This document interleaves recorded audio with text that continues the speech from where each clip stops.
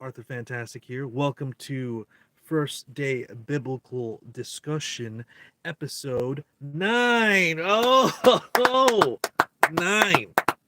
We're at number 9. What's interesting is we actually started this, what was that? First Fruits? So, episode 7, 7 weeks later, was Pentecost, and now we are 9 weeks out. 9 weeks out, we're getting toward the fall. That's more like a couple months away, but as we get toward there, we'll talk more about those Moedim. But as always, we celebrate together as the apostles did, uh, you know, and discuss the Bible on the first day of the week. That is after the Sabbath, and we have rested and taken some time off. Um, Something going on here on this other phone, and I'm trying to figure out what that is. Oh, it's a software update. That's not what I want. Um, what do I want? Oh, there we go. We got some. Well, now we got something going. Now we got something going. Is it working on yours? How's the sound? While Carmel the sauce, my wife behind the scenes here, checks the sound and makes sure everything is all right as always. I'm Arthur Fantastic on all social media. Arthur Fantastic on IG if you want to follow me on Instagram.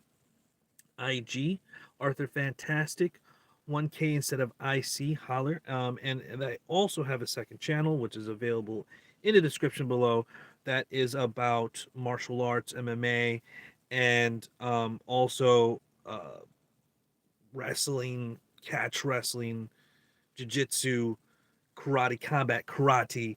So that's also and another whole bunch of content that I put out over there. And I think that they're interlinked, but also I'm getting strikes on my stuff, and I'm trying to spread out my material so that in the case of I get kicked off for one, I can keep my other stuff up. And I've got BitChute always. If you guys want to follow me there, I have more content where it is less censored. Once again, description and below. And if you want to support in any way, we got Ko-Fi where you can just donate like $1 or two. It's a like buy me a coffee, which I might also get because I see other content creators using that platform. And we are starting a community on Subscribestar, where we are trying to move towards starting a physical community and help other people start physical communities. $5 to be a member. Soon there'll be other tiers. But we just want, just hey, you're actually trying to be a part of this $5, okay? It's a way of gatekeeping and keeping out trolls, which there are a lot of, and people who would just try to, you know, uh, I don't know, Karen us. You know what I mean? Be a Karen to people who want to discuss starting physical communities, homesteading, all this other stuff. In fact, in some cases, homesteading, being self-sufficient, is being suppressed on some platforms. I like why. Um, and people are looking into it. People are looking into tiny homes. People are looking into upgrading their vans or buying a bus. Um, all these things are leading to something. And I think that you can't live out on your own if you're doing that type of thing. You need a community, and you don't want just random strangers around. We already seen how that works. It's a big part of the channel, starting a community and cultivating a community. Um, but yeah, I think that's all the plugs is that I plug everything, baby girl. Okay. Things have been plugged. We can go talk about what we're talking about this week. This week in the live stream, we are talking about selective submission. Okay. We are talking about the bear discussion. Okay. It was like, oh, a man or a bear in a forest. And we are going to finish off with Christian feminists. I'm not really understanding a lot of what we see as Christian feminism, as in those are the antithesis of one another. That someone can identify as both of those is illogical. You cannot be both. Okay, and people are like, "Oh, feminism is just for women and women's rights." No, it's not. Okay, you could. There's a lot of word spells here. You know what I mean?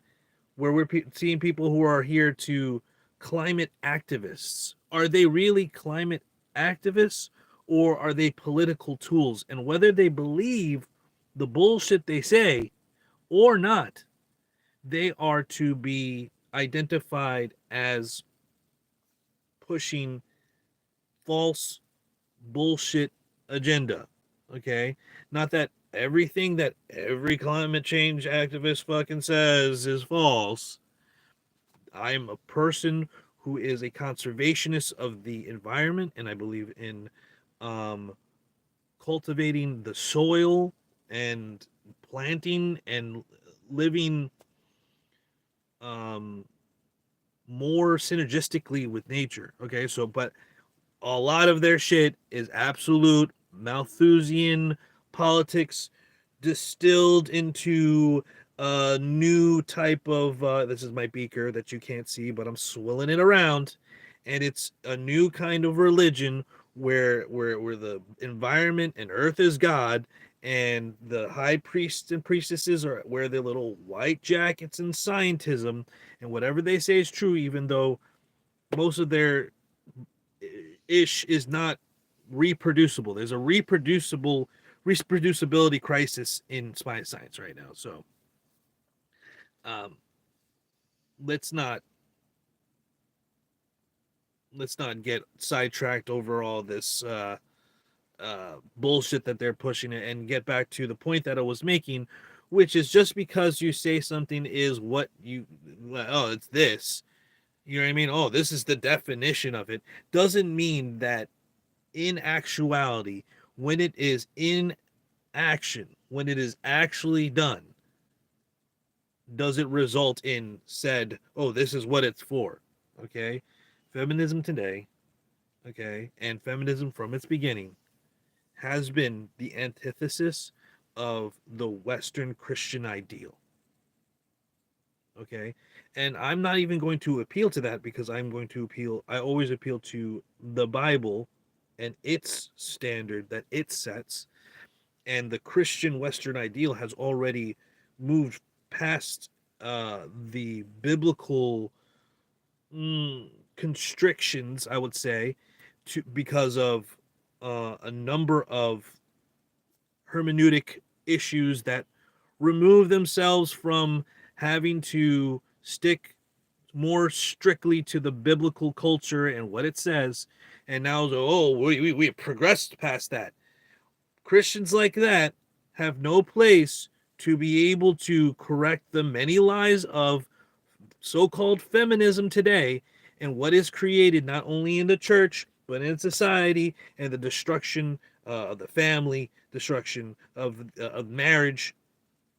This doesn't happen by accident. This is all done by design, and Christians have also forgotten that there's an adversary who is millennia old, far superior in intelligence and intellect, or rather, and is able to strategize many, many, many, many years ahead. This is the long, long, long, long game. And it's been a long, long, long way down. Okay. So uh modern Western Christianity thinks that, oh, we've come to we were hit a pinnacle in the 1950s, or maybe the 1800s, or maybe now we're going to the Amish. Oh, maybe the Amish, they think it's this time where there was no electricity and this, that, the other thing. We have gotten to this place where we can't think logically and reasonably about what needs to be done, because we have become so stringent and so stringent on our man-made doctrines that throw away the Bible, resulting in our, you know, antinomian position that we're in today. Lawlessness. This is lawlessness. And it all comes down to, how the fuck did we get here? How the fuck did we get here? So we're going to start with the first. I mean, that's Christian feminism, right? We're going to get back to that. That's a little taste. We're going to start with selective submission, all right? So this is the beginning of that. Where did this all begin? Well, you have a lot of um, women content creators who are in the relationship sphere, even in the red pill relationship manosphere type bullshit, where we're discussing hey, anybody watching, just give it a like, give it a comment, let me know what you're thinking, if you guys have any questions, where they're talking about Christianity and traditional values. I'm not even talking about women who are, there's tons of women who are, and men who are just teaching absolute garbage when it comes to what is necessary to run a successful relationship in the lens of the Bible, what the instructions, Torah, right? Instruction manual. God gives us a whole instruction manual. Everything else after that is built on the foundational roots that's found in the Torah. And now we have, well, okay, so today you have this, I have a circle that's being broken apart. You have this idea that the wife can be selectively submissive, okay? Hence the name, hence the this section's title, selective submission, because the ongoing erroneous position that we submit to our husband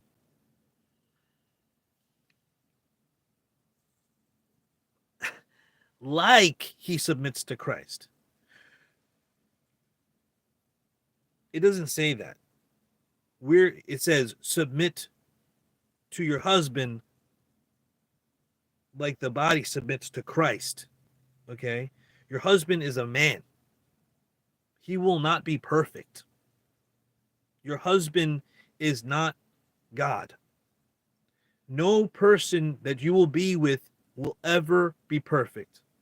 And there is no asking for perfection. You can only ask them to do their duty and communicate with them the best that you can, back and forth, listening with your ears, and then acting on what they say, whether it's the man with his boundaries or the woman with their grievances. These are things that need to be one front. But the head leads the body. If a hand ever decides that it doesn't want to submit to the head, then now we have a fucking problem. What is that problem? The problem is there is some kind of disorder between your hand and your head. The hand doesn't decide, the head decides for the hand. And if the hand doesn't do it, the problem isn't the head, it's the hand, or somewhere in between. Now, the exception being breaking God's law, murder, enslaving, bestiality, incest. Obviously, I always like to bring those up because those aren't restated in the New Testament by anyone or Jesus, because we already know that enslaving a person, Exodus 21:16, okay, that's against, prohibited to kidnap a person and sell them or keep them in your possession. Execution is the punishment. That's why every abolition movement in the modern era, well, ever, is because of Christianity, or rather the Bible. Moving forward, there's no restatement of bestiality, which is in Leviticus, and restated obviously because it's obviously gross and absolute abominable thing, where there's some sects of some religion namely some parts of Hinduism that encourages marriage with animals, okay, because it's a part of their religion, okay, and then whatever, you know what I mean? Obviously, disgusting thing, but not restated in the New Testament. It's in the law though, because the law lets us know what's bad and wrong. Okay, so obviously, outside of some of the husband asking the wife to break the law of God or deny Jesus Christ, that is Yahshua HaMashiach, okay, that would be his name in Hebrew, then she needs to submit in all things. This is repeated over and over and over again. First Timothy, uh, uh, 1 Corinthians 7, 1 Peter 3. It's literally saying, and it does also, Paul also writes in 1 Corinthians 7, that even if they're unbeliever, you don't leave them. Okay. And Peter in 1 Peter 3:1, submit to your husbands, even if they don't accept the word, because they may be convinced not through spoken word, but the actions of their submissive, obedient wife. Okay. Like, and then, but today, the talking point is, well, I submit to my husband like he submits to Christ. Sometimes he's going to get it wrong. Sometimes he's going to be upset and say something. Does that he sometimes he's going to be doing something that's unrelated to what he's asking wrong. You know, he yelled at me earlier or whatever the heck. I mean, a husband should be able to yell at his wife. He is now the authority. If they're not listening, he will yell at them. He shouldn't have to yell at a person, but many times that's what it goes down to because of trauma, uh, growing up. I got away with this type of behavior. No one corrected me, and now I need to be yelled at as an adult. Okay, that has to happen sometimes. Just because you're upset about it or feeling some type of way doesn't mean, well, now I don't have to submit to my husband. That is putting the authority now in the woman's hand. And we all know the authority of a marriage is man's. Now, this is, repeatedly happens. I hear this argument not only, okay, not only in, the trad con circles of Christianity, but like from pastors and Christian content creators themselves. Oh, the man's the authority. The man's the authority. Like I'm going to be doing a video on this content creator called Jerry Lee, Jarilee. She has great content. She's got a whole gothic aesthetic. I like that. She's married, and she obviously is talking about marriage and Christianity. Um, and I think these are good things. Women need role models to look up to. But when you start saying things like this, you got to get corrected. And that's fine.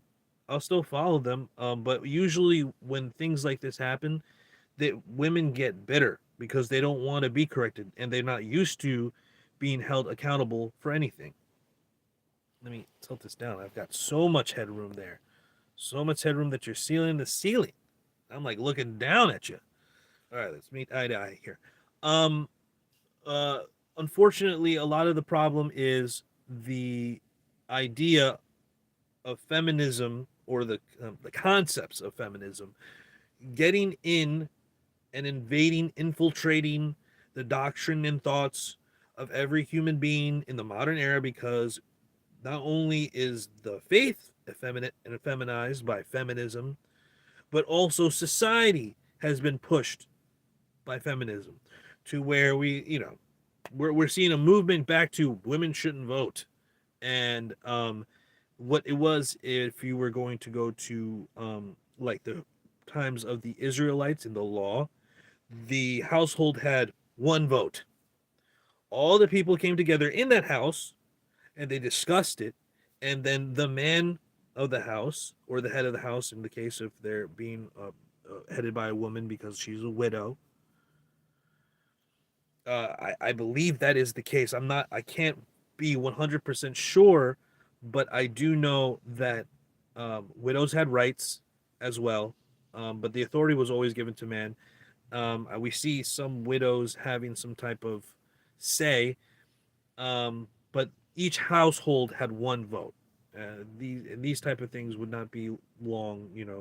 A widow would always be tried to be covered by another man, and this is another thing that we discussed with on this channel, polygamy, something that would uh, among the very small populace of marriageable men and the large populace of women who want to be married in the Christian church and widows and stuff like this, uh, this would cover a lot of women. People, well, God only allowed women to polygamy in the Old Testament because they would go into sex work and be prostitutes. Oh yeah, like you mean like today? You mean like where women have countdown meters to the 18th birthday to start at OnlyFans?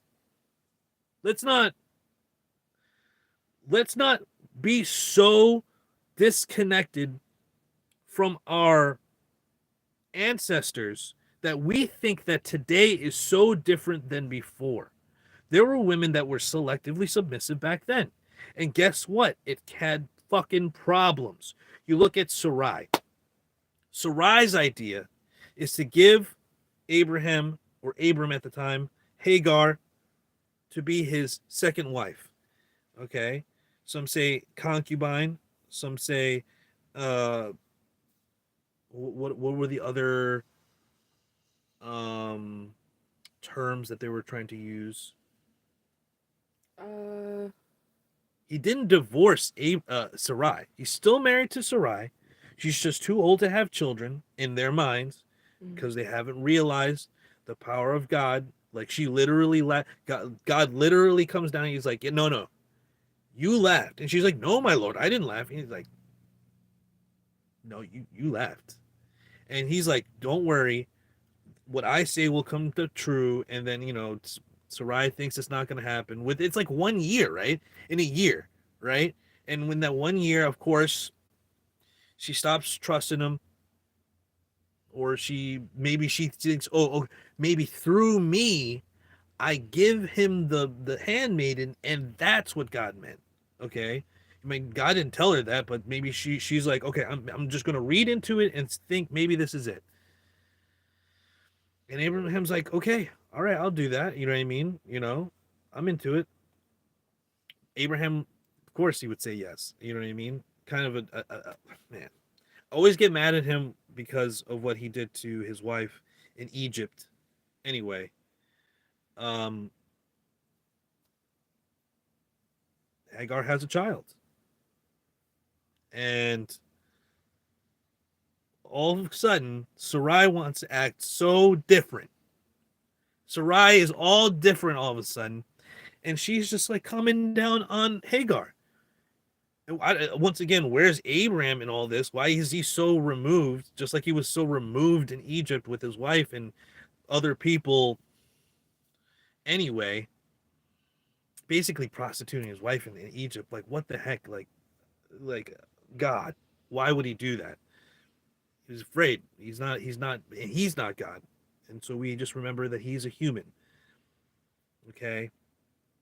And Hagar leaves because of all this mistreatment. And God says, no, go back. Go back. You know what I mean? Because you're married to Abraham. He doesn't say, oh, you go back because you're married to Abraham. Go back and submit to your husband. Okay, he's not against polygamy there. Okay, but what's the problem? Sarai is the problem.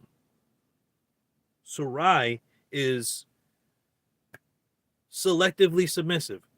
She knows to make a better life for the both of us, she must submit to Abraham's order, and Abraham doesn't want her to treat Hagar like shit. But that's what she continues to do, right? She knows that just to submit to the order, just to submit to the idea of what would be good for a family. There's a child involved in everything. This was your idea. How are you going to act all brand new about this now? Because she's human and she's not perfect. Okay? So just like we're saying with the man's not being perfect, these people in the Bible are not perfect, and not what they're doing is Not everything they're doing is prescriptive. No one's prescribing you to act like Sarai is acting toward Hagar. Okay, no one is prescribing you to doubt God. These are descriptive events, and it's important to know what is descriptive and what is prescriptive. Okay, um, we know that it's prescriptive or okay, at least it's allowed by God's law. God allows it in His law. He doesn't like allow sin in the law. Sin is defined by the law. People are like, oh well, they come up with all these crazy. I've made videos on this. I'll continue to make videos on it. I'll move on from this subject. But the point being is, the problem of Sarai was she's being selectively submissive. It wasn't the polygamy. It wasn't Hagar. It wasn't Abraham. It was Sarai. Sarai's acting like a bitch. Why are you doing that? Why are you doing that? That's fucked up.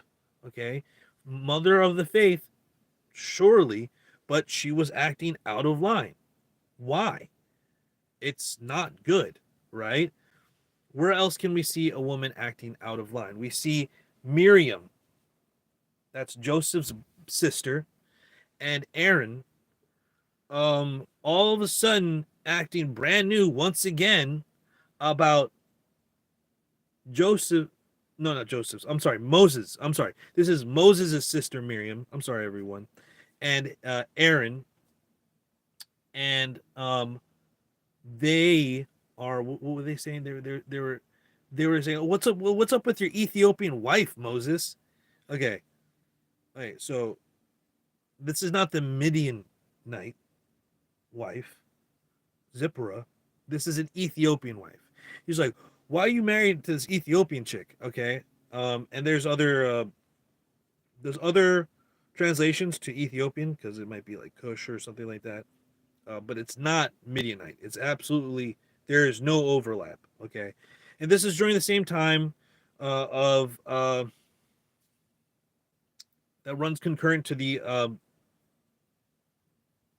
40 years in the wilderness, where Zipporah is also mentioned. Okay, some of it is, it's not all chronological. Oh, this happened and this happened, and history wasn't recorded like that for chronologically. That we have chronological history in like Matthew, for instance, it is an absolute, like, that just the modern conception of chronological like testimony being recorded in a chronological fashion like that is not the average before that time. Things were written in poetry and disjointed, and like, whatever they remember, they wrote it. Okay, we look at other recounts and histories at that time. It wasn't like what we see in the testimonies of not only the New Testament and Matthew, but a lot of the Old Testament as well. But we go from Numbers and Exodus, and sometimes it's overlapping periods of time. Regardless, we will see that the problem here is, once again, there is an order to things, and Miriam wants to be out of order with things, and then God like gets mad at it. Okay, there's an order of things. You just have to submit to the order. When a man doesn't submit to the order of things, he's also punished in the Bible. Think about um I forget the was he a Levite? I'm not sure what tribe he was from, but he had a Midianite wife, and he's having sex with her at the door of the tabernacle. What the? So Phineas drives a spear through both of them, um, and that's relieves the plague that it was plaguing Israel at the time. So um, they're doing something completely out of order, not submitting to the order of, obviously you're not supposed to do that, right? This, don't uncover your nakedness. Um, anyway, this is an obvious don't do that type of thing. And then, the Midianites, it's written by some commentaries and historians might have had like some kind of like sexual ritual or something like that, and that's how they um worship their god. You know what I mean? It doesn't matter. they were out of order, and God rewarded the person that speared both of them through. So, all right, and not just one person, both of them, and into the ground. That's pretty powerful. So, when we see a woman out of order, we see problems in the Bible. We see Jezebel. Jezebel tries to lead um, her husband, and guess what? It gets someone killed. The same thing happens to John.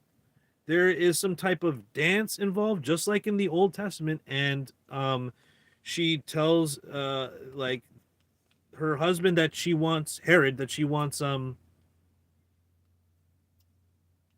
head of John the Baptist, and that's what she gets. And we have a really graphic way that Jezebel dies. I'm pretty sure something similar happens in the New Testament, because it's eluding me at the moment. But the point being that when a woman is trying to usurp the power, not be in the hierarchy, not submit to the order, selectively submit to what the man wants, we are see nothing but problems all throughout the biblical narrative, okay, and recount through history. And God chose these stories for a reason, and for some reason, we still see women trying to take leadership roles in the church and try to um, become some type of uh, some type of influence in the church, some in doctrine. They think that they're Deborah, that they think they're Esther. Like, listen, Deborah sung about the law and taught about the law and prophesied and was sent to tell a man to lead the armies, that man being Barak. Esther was the queen of the king. So she was just some chick, and he chose to marry her. And she's writing letters to hopefully convince. All right? That is not a place of leadership. And she's being very, very humble about it. She's not trying to, oh, I'm not going to have sex with you. I'm not going to submit to you until you do what I want. My hands are my hips, and this is my place, and I'm woman. Hear me roar. I'm going to tell you what to do, and I'm going to use sex against you, even though the vows of the marriage, especially in modern times, to have and to hold, that's explicitly sexual. That's not to have their shit and hold their purse. It's to literally have sex, as well as in a more, if we look past into the Torah, we see in the same said verse of that allows polygamy, Exodus 21:10, we see the rights of clothing, food, and conjugal rights, which is have sex. You know what I mean? That's the right of marriage. You're supposed to have sex with one another. You only get to have sex with one person for most people, and so because most people can't have multiple wives, um, and so you only have the ability to have sex with one person. And to avoid sexual morality, we are to honor our rights, says Paul in 1 Corinthians 7. But again, we have content creators like Jerry Lee and all these other feminine feminine um tradcon women that are saying, oh, this is how you're supposed to submit to your husband when you want to. So who decides that he's acting right? Who decides that he's submitting correctly? You, a woman, supposed to tell a man how to submit to God? And even if you were feeling some type of way, does that mean that there's an excuse not to do your duty as a wife to submit? Yeah, oh well, some men, they just want submission from the get-go, and they don't want to do anything for the woman. Okay, well then don't marry them, because once you marry that man, you owe your submission to them. It's duty that you have to honor. It's a part of your vows, good or for bad, sickness or health, richer or poor, till death do you part. Those are the new vows. Okay, those I don't find them in the Bible, but I agree with them conceptually, because that is exactly what the ancients and all our ancestors in the biblical sense believed the biblical marriage entailed. Okay, you look at for Second Temple, Greek, Hebrew, marriage contracts, we see that this is the exact thing that they're expecting. They're expecting them to clothe them, feed them, and sexual rights. Okay, and that's not just to give them children. They're supposed to have sex on a regular basis, and it's owed to each other, not only for the man but for the woman, and whenever they want. The body is owned by the other person, and so this isn't something new that I'm coming up with or coming up with my own. I'm speaking of commentaries and from knowledge of what the subject is entailing. Okay, I'm not just pulling this out of my ass and saying that women have to submit. This is what repeatedly goes through the entirety of Scripture. And now, to say that it's not like that is to throw away Scripture and to be a progressive, and then by extension, you are, as a progressive, inherently using feminist talking points and ideals, which are the basis of things like the spiritualist movement, all those seances and stuff, the abortion, um, the breakdown of the nuclear family, marriage, um, uh, homemaker mothers. Okay, a lot of these issues can be directly put on the shoulders of what we call today as feminism, which is just Satanism by another name, or Marxism by another name, which is Satanism, and it's by the idea of hiding it under a veil of this is for the good of women, but inherently it rejects the Bible, it rejects the Christian society and its ideals. It rejects um, everything that got them to where they are now, because every law on the books of the original American laws, when they're starting the country, came with a biblical verse, something that we forget. So they are the undergirding everything that is underneath what we believe today. Feminism has rejected outright. So you can't be um, accepting these ideas and also be a Christian. So when you get to this progressive era where people are, oh, I'm a progressive Christian. No, you're not. You're not a Christian at all. You're not a believer in Christ. You don't believe in the words of the Bible. You now believe, and I lurk in progressive Christianity on Facebook all the time. I'm there all the time. I'm one of the top contributors because I'm constantly calling them out on their bullshit, um, which is they're constant. They're the numerous times they're like talking about, oh well, Buddha and Vishnu and what are you talking, Krishna, and what are you talking about, Confucius? What are you talking about? That doesn't have to do with the Bible. Oh, Jesus went east and learned yoga. What are you talking about? Oh, these are just fables. These are just fables for us to learn morality. What? So you don't believe Christ was a real person? No, I just believe he was a good teacher. So you don't believe he's God. So this is not Christianity. Christ is the anointed one, which is having to do with the Messiah, which is having to do with the Hebrew religion of which is having to do with the Hebrew God, okay? Which is the tetragrammaton y yod he vav he or wah he, you know what I mean? YHWH or YHVH, Yahuwah, I believe it's called, or Yah for short, as he calls himself many times in the Bible. Hallelujah. So when we are talking about Yah and Yahushua, that is Jesus, the Christ, HaMashiach, the Messiah, and you say that you're a messianic believer, do you believe he's the Messiah? No, I just believe he's a good teacher. So what the fuck are you talking about? You're not you're just you're a secular person who's treating this like a fiction. This is absolutely unacceptable. That is the opposite of believing, which is uh, a core portion of faith. Okay, you believe it, and then you act as though that you believe it. You don't just, okay, this is just a philosophical belief, and I don't do anything related. Both I believe it is true, and I act as though it is true. Okay, this is something that Jordan Peterson talks about, but it's just present in the Hebrew language when it says the Shema prayer.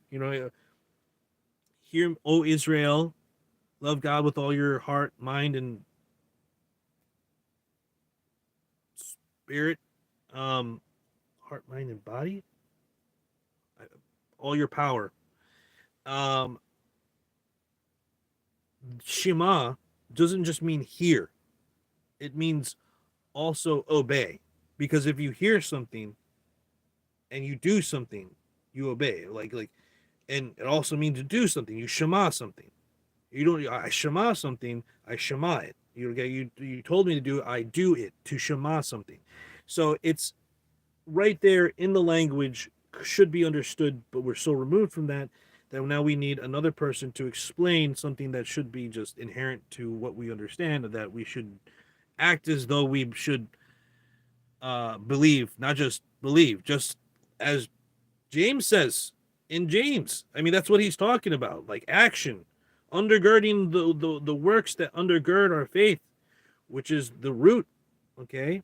And our fruits will show that we are actually believers. So that is just another extension of this selective submission. See, people think that it's just going to stop at the women.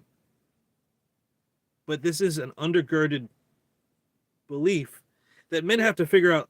They have to figure out eventually that, okay, I'm accountable for what I have to do, so I have to do better, right? Women don't have that as much. And that's why men will usually have a better theological understanding of things when it comes to, you have to do something, okay? We're not saved by what we do, but it literally is our faith. Like, you do it. And so because there is that in the faith, and these Christian women see that, there is no accountability, right? You don't have to do anything. You just have to believe. I just have to believe I'm a nice woman. I just have to believe I'm a good wife. I just have to believe that this is what my husband wants. I just have to believe that I'm going to have a husband, and my husband will just appear. We've discussed that on the channel. And there's a video coming out today. It's premiering at 5. Christian Women Are Out of Order, that discusses that very thing. It's a follow-up to Young Christian Women Aren't Married Anymore, and how women are literally just waiting, okay? Because they're selectively submissive too. They want to wait because they don't want to give up their authority to a man. They just want to live free and not have to submit to a man and have to live to a man's standard. They want to live to their standards. In fact, if they meet a man, that man has to meet their standards. And his standards, I am the table. Why do I have to meet your standards? You instead of what we see in the Bible, where women are honored to be picked by a man and be covered by them. They don't want to be left over. They don't want to be old and untaken care of. They want somebody, they want a companion, they want children, they want a family. That's not what we see today. Feminism says family is the antithesis of feminism. Okay? Make kids, be a single mom, but don't have a family, don't have a husband. Marriage. Early feminist writer, name eluding me right now, if women are given the choice to stay at home, then no one will go work. We have to force women out of the home. Family is the antithesis of feminism. You can't have a career. You can't do your fucking hoe phase.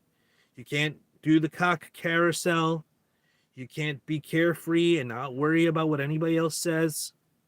You have to be responsible and accountable for what you're doing. Oh my God. Oh my God. And that is exactly why less people are even looking at marriage, and why marriage is disintegrating when it actually comes to fruition. 50% divorce rate, most people not making it past year 5. 8 even is even worse number, even less people survive year 8. And what is Christianity doing about it?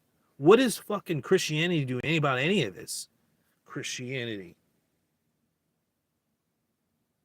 they're selectively submissive too. They select what commands they submit to. They select what they think is, well, I'll tolerate this because, we each have freedom and we can approve. It does say literally in the New Testament to call out your brother in sin in private first, by yourselves. And if they refuse, then with 2 or 3 witnesses. And then a third time, if they refuse, again, in front of the entire church. That is the assembly, that is the ecclesia, that is the church. And then if they refuse again, then you treat them like a pagan or a tax collector. And what the fuck do we see in Christianity? Do we see that standard keeping, that gatekeeping, that making sure people are staying in that order? No, we don't. What we see is selective submission. Okay. And I mean, even once again, the idea of the order is so warped. Oh, and before I go on to the next subject, do you have anything to add about that selective submission? Um, the only thing that I would have to say about it is a lot more women are being misled by a lot of older and younger women who are telling these women submit, submit, submit, what you were saying earlier, and then a post or two they're showing their true colors. Like, They put a qualifier on it, yeah, like, oh, they would submit to him as he submits in Christ, if he's a or godly if man. he's a godly man, if he's doing his duty, then you do your duty. But if he's not doing your, no, it Yeah, doesn't matter what another person in that is doing in their duty. Your duty is still your duty. Men understand this. Men understand that if somebody's fucking up at work and they don't fucking do their job well, we have to do our job, and then we're gonna have to do extra. Fuck that guy. But does that mean, you know, people are human? What are we gonna fucking do? One day it's gonna be us.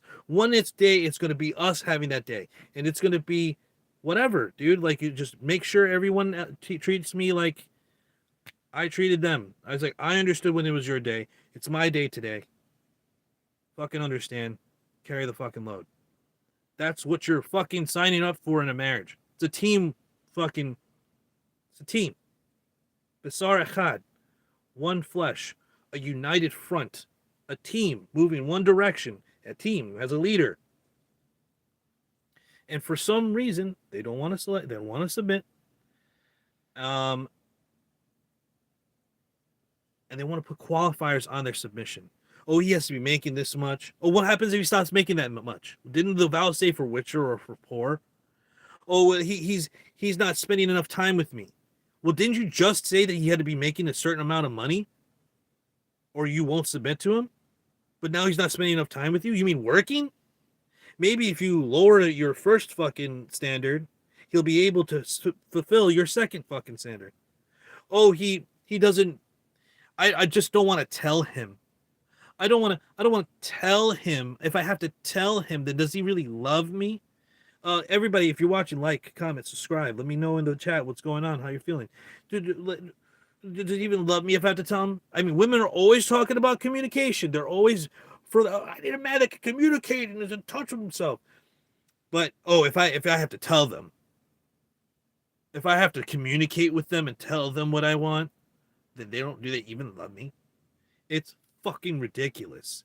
And it just goes on and on. I mean, heard a million. You've heard a million of these, and there'll be a million more. There's a million excuses. I could go on and on. It's so warped. What they see is so warped, and there's not a better example than the bear discussion. The man or the bear in the woods. I'll be doing a video on this soon. But here's a question: have you ever been to the zoo? Okay, these are the tame animals that are you know, cared for, probably the laziest, don't have to work for their food and shit. You ever seen one just fucking charge the fucking glass and try to eat a child? I have. In fact, there are hundreds of videos on the internet about that. There's a whole thing, and I'm going to be watching this compilation. It'll probably be only a short. It's not even that long, and I don't think I need to talk about it that long. But these these lionesses, it's always the lionesses, right? It's always the female lions because they're the hunters, really. The men are like the enforcers to make sure they'll jump in sometimes probably, but most of the time they're fucking in the defense. They get big, and they have their multiple bitches because they're also polygynous. Oh, why the Lion of Judah and lions? We shouldn't like they're polygynous mammalian. Anyway, uh, it's the polar bears, the bears, okay, and tigers, and they're like they get right up to the glass, and the child's head's like this, and their mouth is like literally bigger than their head, could fucking consume the entire head of the child and crush it, which is what they probably do in the wild. And it's always when they turn away. They turn away, especially for the feline animals. When the child turns away, they'll look at it and they'll be like creeping up and they'll stop. But as soon as the child turns away, boom, boom, boom, boom, boom, and they'll slam against it. It scares the child. The child starts crying, as they should be scared, and they should start crying, because everyone fucking forgets because they watch these movies like Madagascar, and fucking and all the whatever other zoo movie, a cartoon, whatever you can think of, Dumbo and what shit, and think, oh well, these animals, they're just so tame, and like they would never hurt a fly. They will fuck you up. They'll kill you. They will kill you. There was I think it was the zookeeper, but it could have been just a dude or whatever. I'm not sure because the video didn't wasn't sure. But he was walking in the bear exhibit. Maybe he didn't think the bears were around. And then he like turns and says, oh fuck, it's the bear. So he jumps off the ledge into the water. He's like trying to swim away, and the bear's just like looking at him, and then he just walks down the water and jumps in the water because bears can swim. And then and the dude like starts going to survival mode. He grabs the bear, he starts punching it, and he's like, and the bear eventually goes off. It's not like the huge bear. It's not a full size bear. Maybe like mid age, no, teens or like child. It was on the smaller side. Okay, but because of his aggression, and he was a larger size man. He seemed like he was like in shape. He was swimming. He jumped from that motherfucker, and his like survival mode, like he deterred the bear. Okay, okay, a man deterred the bear. Okay, for every one of those, there are 100 instances where the man did not survive in history. Okay, whether whether it was in the Wild West and they had fucking guns, or in fucking history when they had sticks and fucking bows. Bears kill people. They're man killers. Ah! And fucking like women want to pick a bear over a man. What are you talking about? Okay? What are you talking about? If we look at the grape statistics, grape is actually somewhere between 1 in actually like SA is like 1 in like 75, maybe 1 in 100, and actual grape is like 1 in 1,000, one in like 500. Okay, it's not 1 in 4, because that's from a misleading survey, of course, because you can lie with statistics, where they counted all, because the statistic is like 1 in 4 women is SA'd on campus or whatever, but they included all interactions of consensual, but both people are intoxicated kissing. So people kissing, but they're both intoxicated. That is included in the essay. Oh, what?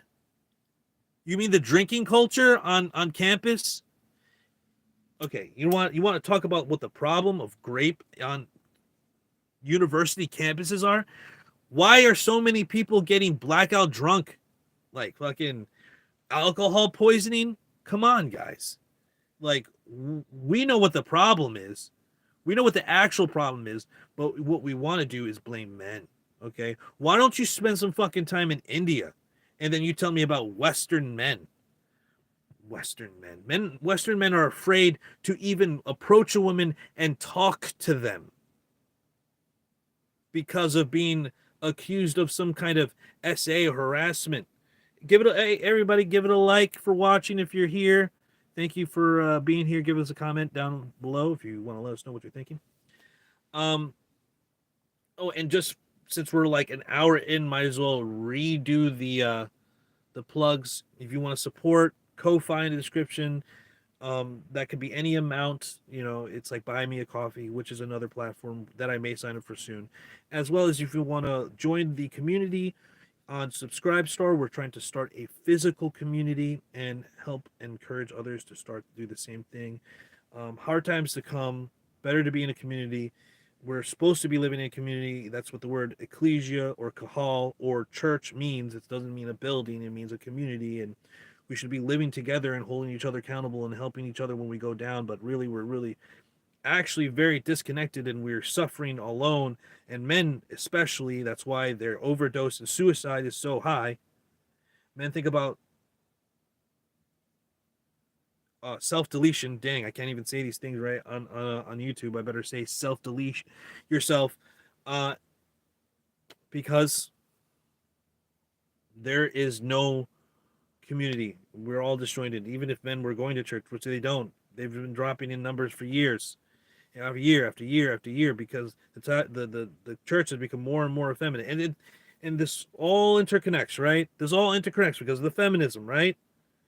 This bare man discussion where we're talking about, okay, the normal dude is afraid to approach a woman, okay, not top 1% Arthur Fantastic, top 10% Arthur Fantastic, just fucking John, Matt, Joshua, which is like Jesus' name. Yahshua is the same name as Joshua. It's just, anyway, that's the average dude, and they don't want to even approach a woman. Okay, so how the fuck are we getting to? Oh, the grape is illegal. Grape is illegal. We punish it. We want to kill. We want to delete all grapists. we're Why am I using this ridiculous censored language? Thanks, YouTube. You've created a fucking censorees. And we are talking about women choosing between men and a bear in the woods. I think about it and it's just so ridiculous. I've seen attacks of bears online. I've seen a bear in person and fucking be absolutely terrified, like 15 feet away from me. Like, I'm gonna die. That thing is a behemoth.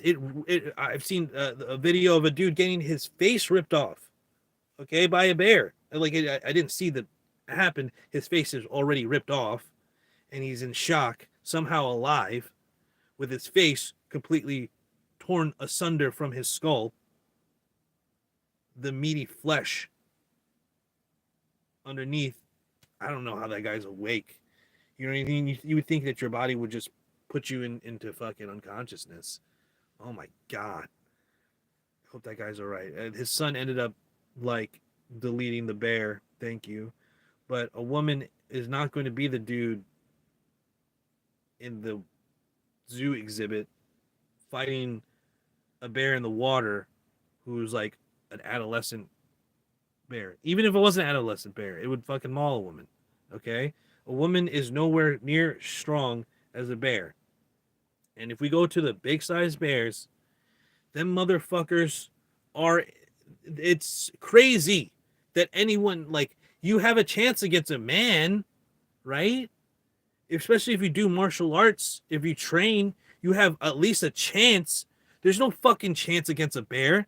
It's like, and you don't know what that bear will do, how long it'll take for you uh, to be deleted, be eaten live. That's exactly what happens in bears attacks. You. This is what happens in a bear attack. The bear attacks you, stuns you, ragdolls you, probably knocks you out, starts eating you. That's maybe sometime later. That's when you wake up while the bear is eating you alive.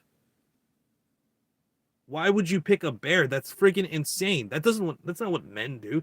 They're like the average man versus the average bear. Oh, well, you don't know what some men might do because it's this, that, and I've experienced you, the average man, okay, first off, is not going to attack you. The average bear is. The average bear will murder and fucking eat you alive. The average man will probably stay away from you. Maybe let you borrow their phone. Oh, you need 191. Are you all right? Why are you out here alone? Are you lost? They're not gonna be like, oh, check out my PR. I'm about to take you and conquer you, bonk you on the head. What world are women are so delusional? It's fucking ridiculous.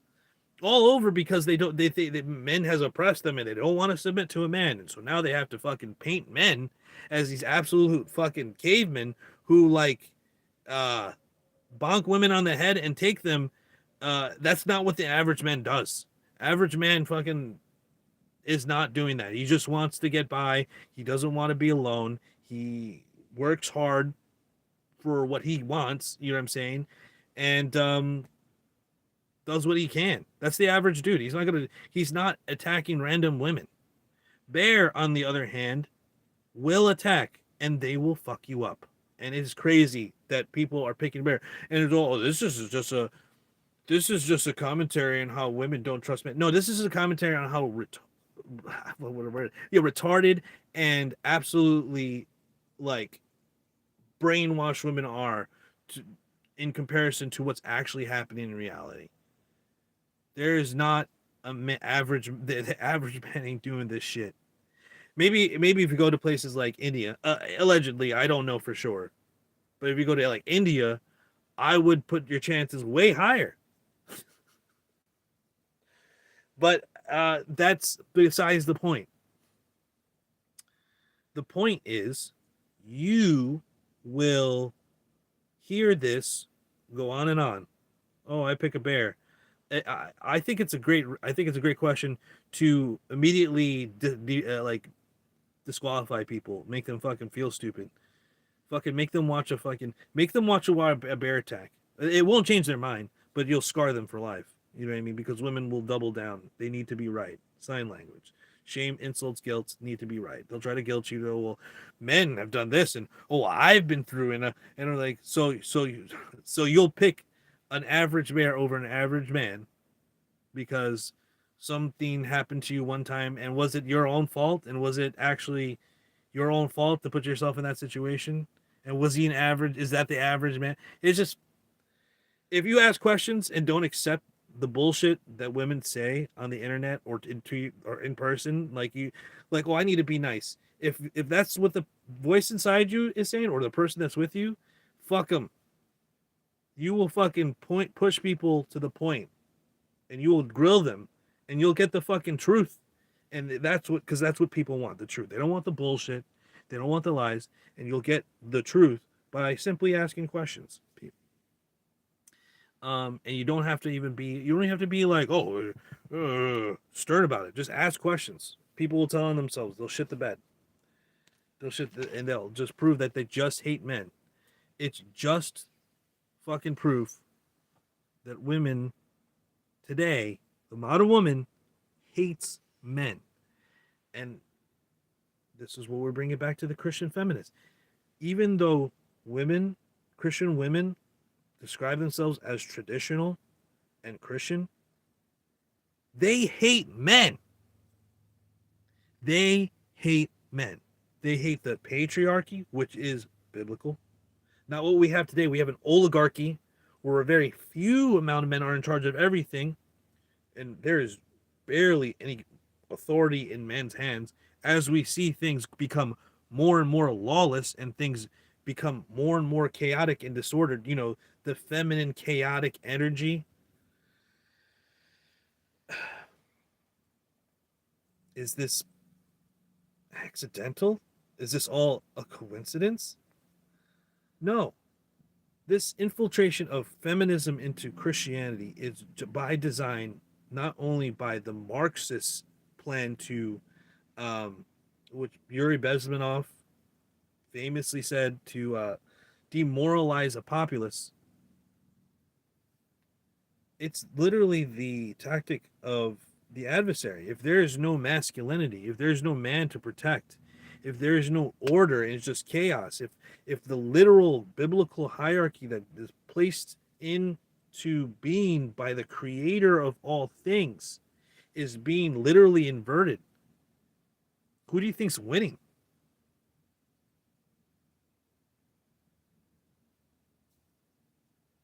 We all know as believers, I mean, some depending on your eschatology, I suppose, that things are going to get worse before they get better.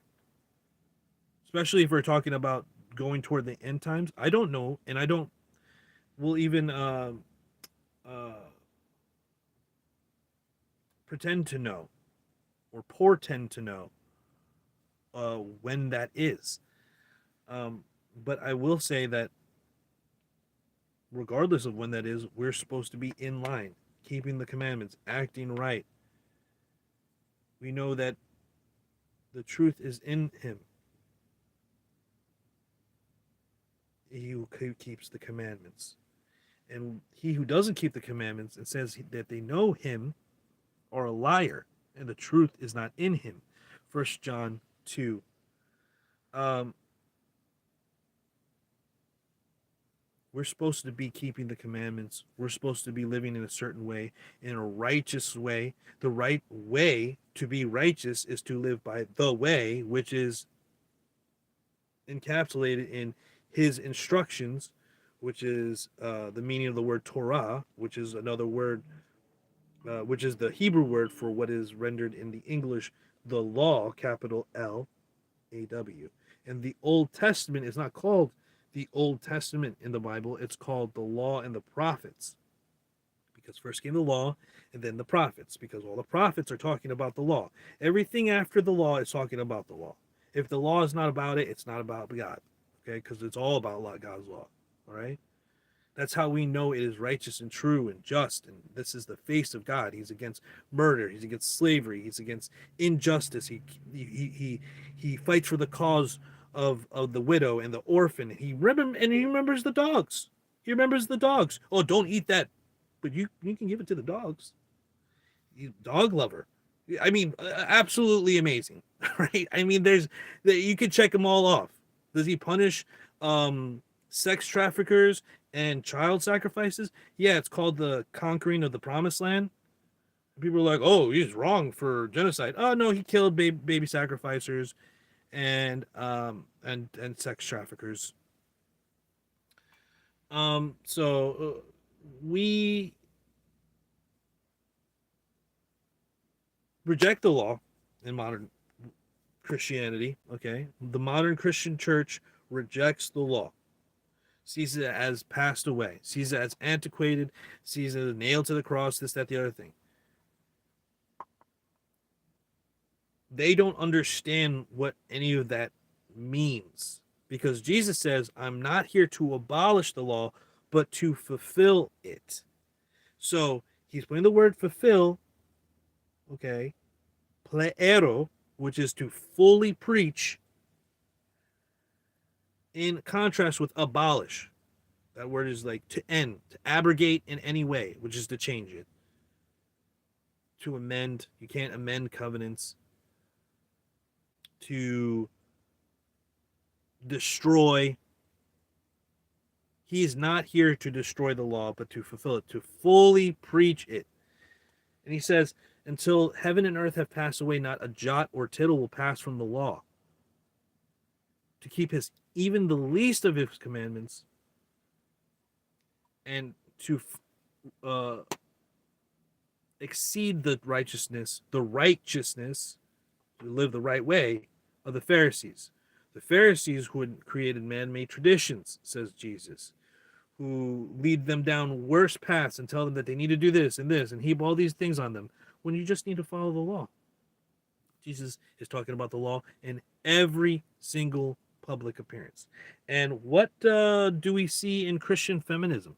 Do we see an acceptance of the order? Do we see an acceptance of the law? Or do we see the exact opposite, the rejection of order, the Bible, the law? They push promiscuity. They push lewdness, indecency. They push divorce and the destruction of the family. They literally preach against Jesus. They literally preach against his law and what the Bible says.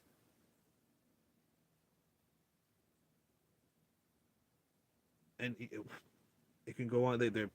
They're twerking and faux birthing uh, baby dolls in front of churches, Catholic church. I'm not even a Catholic. I'm not even like, oh, Catholic church, really good job there. But as brothers and sisters under Christ, even though they're completely misled in many things,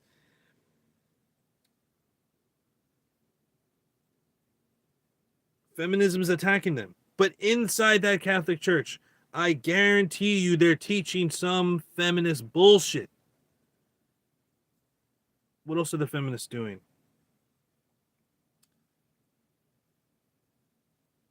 What else are the feminists doing? You need active consent to kiss, have sex with anybody in certain states, and that consent can be removed after the fact. So someone can consent, and then after the fact, they say, well, no, actually, I feel like that's rape.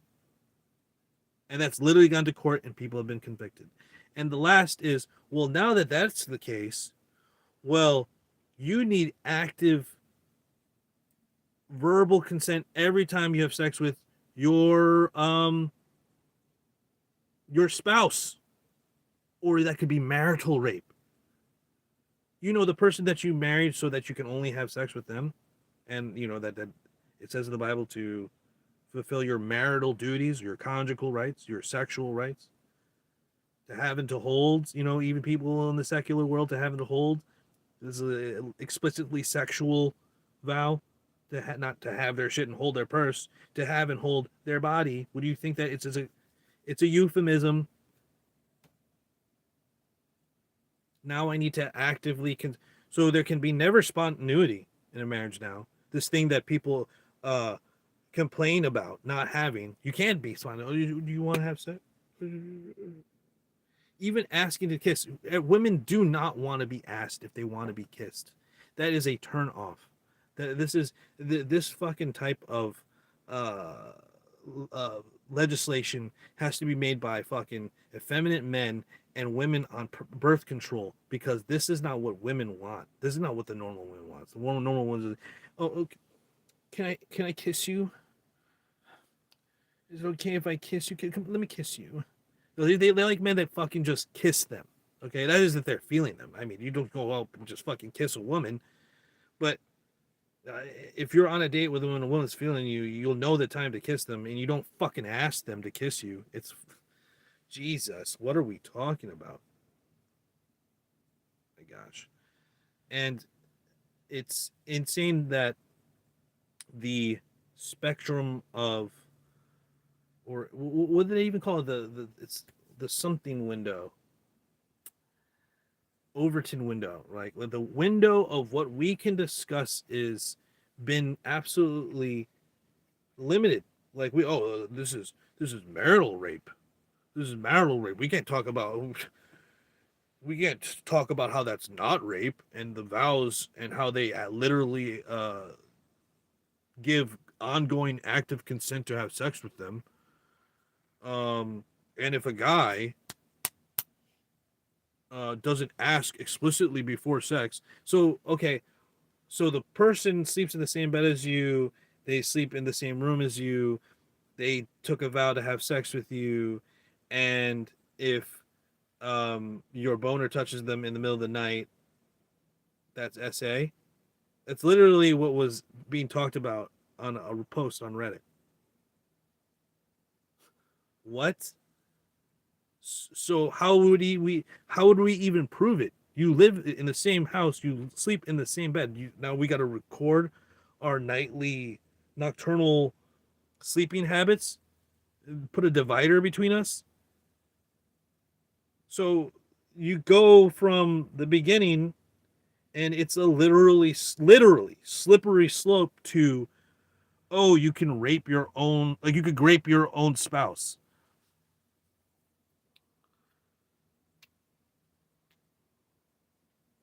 That's literally the destruction of marriage. What is the purpose? What is the purpose of marriage? Now women just use it as a weapon. Oh, I withhold sex. You're not supposed to do that in a Christian marriage, at least. I guess women who want to be in secular marriages can do whatever they want. They don't have no. I mean, if they take the vow, though, if they take the vows, then that's a different. Oh, I'm gonna. My mustache got fucking uncombed. Um, they can have whatever standards they want. I mean, they don't even have to follow their men. I mean, they have vows that they take, but do they even believe them? Those are vows to God. Secular marriage, what is that? You mean based on the biblical marriage? Isn't that first predicated on the idea of God's law and God and their authority and duty and, you know, the value of human beings and following, keeping an oath?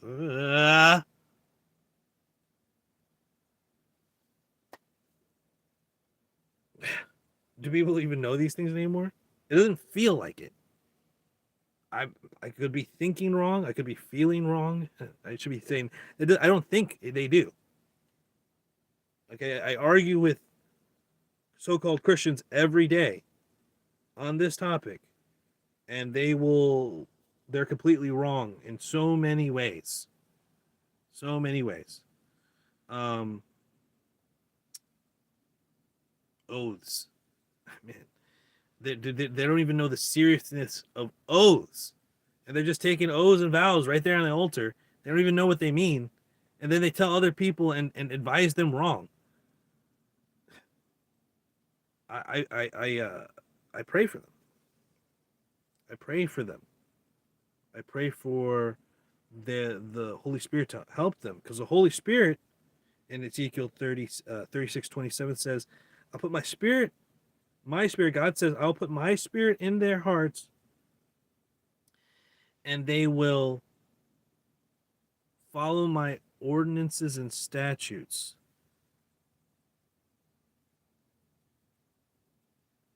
So his spirit is supposed to help us follow the law, the new covenant. This is the covenant I'll make with the house of Israel in those days. I will put the law in their minds and inscribe it on their hearts. And they will follow me and be my people. So what what Holy Spirit do they have if they're not walking in his law? If it's not inspiring them to walk in his commandments? This is a Jezebel spirit. This isn't the spirit of Jesus Christ, Yahushua HaMashiach. This is the spirit of Antichrist, to be lawless, the lawless one, to make the era of lawlessness, 2 Peter 3. And these Christian feminists are one branch of a rotten, cancerous tree, okay, that is reaching out to touch other trees and rot them too. Okay? They are trying to infiltrate, they're trying to make you think things that aren't true, that are the opposite of what Jesus, Yeshua, was saying, what God wants, what he constantly says. If you love me, keep my commandments. He says that over and over again.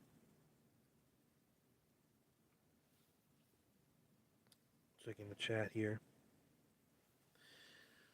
So any thoughts? Do I need to go a little bit more into Christian feminism? Have I missed anything? I mean, I don't think you missed anything, honestly. I think you've hit it on the head.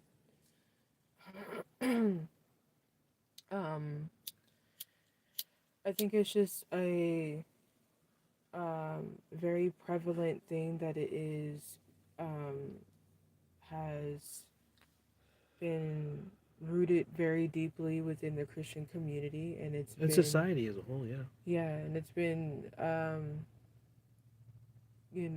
shaping it from the inside out, and tearing it apart from the inside out, Mm. making everything upside down. Yeah, that's very true. Making everything upside down. Yes, that's what the devil, Satan, the adversary, does. Inversion, subversion, which is another name for demoralization by Yuri Bezmenov, which is just you know, satanic Luciferian agenda to turn upside down and destroy God's creation, Yah's creation. But it's also, like you said, destroying it from the inside. Women who think that they're good wives because they think that they are, okay, because they think this and they do these things that are visual and like, oh, ooh, I did this and I did this big thing and I make the blah blah blah. But they don't know their husband. They don't speak to their husband. Don't care for the husband. They don't understand the weight of the husband on his shoulders. They don't even take interest in the husband and the things that he does.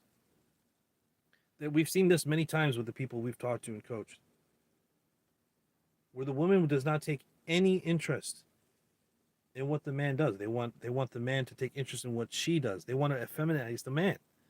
It's crazy. Like he's gonna like all of a sudden to like the feminine things. It should be the other way around. That the woman should be going and around and trying to take interest in what the man likes and building a life with the man and his life, not bring her man into the life that you got to start a new life with this man. That's what Genesis 2:24 is all about. Starting a new family. That a man leaves his family and clings to his wife. That's because his man leaves his mother and father and clings to his wife because he's starting a new family. There's a new unit being begun. Besar Chad, one flesh. They become one flesh, one unit, one front, one team. But if one of those members are subverted by the message of Christian feminism or feminism, they will start doing things that are going to um, undermine the marriage, undermine the husband, the authority, uh, start appealing to their own emotions and how they feel. It's just, oh, what how I feel and what I can manifest Christianity, which is literally spiritualism and literally the same things I was talking about earlier. You can't manifest. This is not part. This isn't that isn't what the scriptures say. You don't you ask Yah, the Creator, and He will give to whom He pleases what they ask if they deserve it, and if He sees that that will do you good in your life. When we start making Him a genie and we don't get what we want, we become bitter. And that's what a lot of these women are, bitter and waiting and waiting. Oh no, God will eventually give me the husband I want. That's just a trick. That's a lie. On the other side, the Christian feminists are literally saying, "Oh, you don't need a husband, and you don't need to submit to a man, and you can be a pastor, and in fact, oh, you can be a lesbian, and in fact, you can be poly, and you can be a pastor."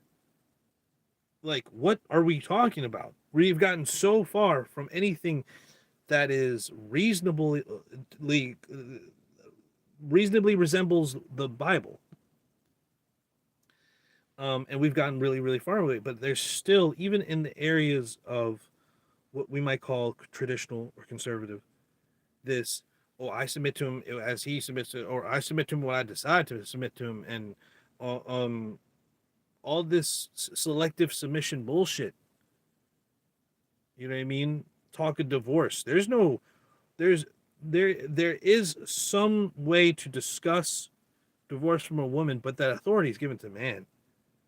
I mean, it maybe in very, very, very rare cases there might be some other way to validate a woman's divorce in some way, which was not true in for the ancients.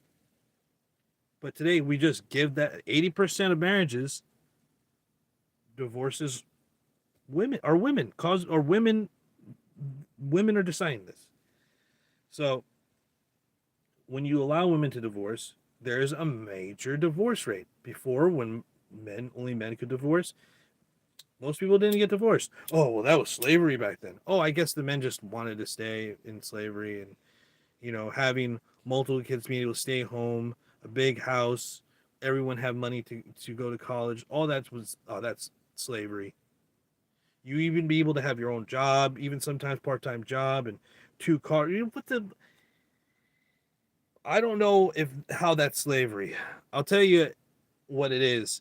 It's an over dramatization that we've been sold by Hollywood, by music videos, by books that all have been badly written and are bullshit. And even if they're somewhat true, they're a rare anecdotal case that doesn't disprove that there were standards before. And I'm not appealing to any time period. I'm not appealing to them. But if there was a time that it was better, then why can't we acknowledge it and try to acknowledge that there are merits to certain things that we did in our past? They'll never be able to go backward. The society and most churches will never be able to go backward. They've already sold their soul to Babylon, and they serve Babylon. All these government recognized non-for-profit 401(3)(1) C tax exempt statuses. A lot of them will never be able to reject everything. They'll still have to accept. They've been programmed all their life to be a certain way by society, and they have to be accepted by society, especially with that tax exempt status. Oh, can't disagree with the government. They're not going to change. Society's not going to change. The only way anything can be done is by starting physical communities where you start your own culture and you cultivate it and you bring up people together, families. You become self-sufficient, and you grow as a community. You start other communities. You can trade between communities. Bigger network. It's a whole parallel civilization that can be made. Christians aren't doing it yet. Some believers in the Messiah, Christians, I use the word Christian because we understand what we're talking about, but there are other people that don't even consider themselves Christians, but they believe in the New Testament, they believe in the Old Testament, they believe in Jesus Christ as the Messiah and as God. But they might call themselves Hebrew roots, or they might call themselves Torah observant, or they might call themselves Hebrew Israelites, or they might call themselves commandment keepers. And none of those things are the same. And within those movements, is there a large disparity where people just even disagree on what to read and what is canon or whatever the heck. It's going to be like that for a lot of people because it's already like that in the major churches too. But they are starting communities, and there has been strains of Christianity for a long time, like the Amish and the Jehovah's Witnesses and the Mormons, who have their own communities. We look at the Muslims; they have their own communities, and now it looks like they're fucking having their own laws and their own no-go zones all over the world. They're even electing representation in Congress. Did you know that? How do you think Omar got elected? Do you think a whole bunch of Midwestern middle class white people elected her?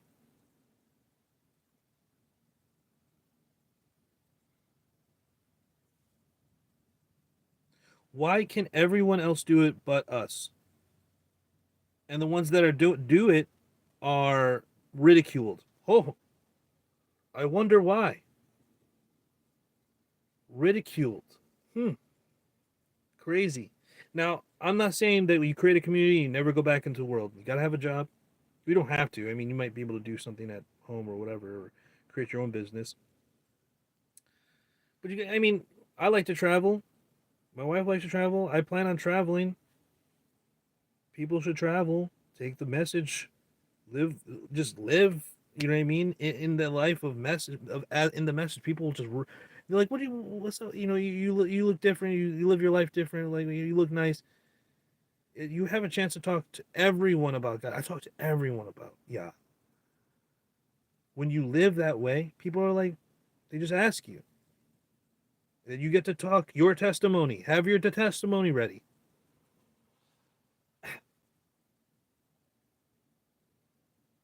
But a community doesn't rule that out. Not being able to go travel. Traveling's cool.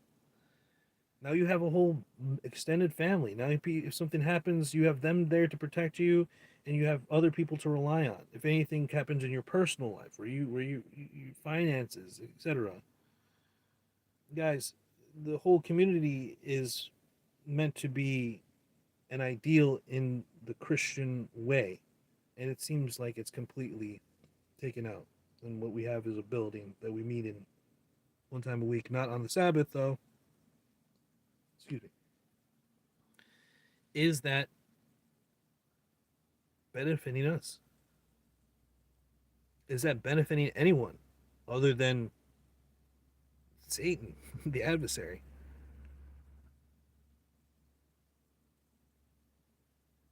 What kind of schools do we send our kids?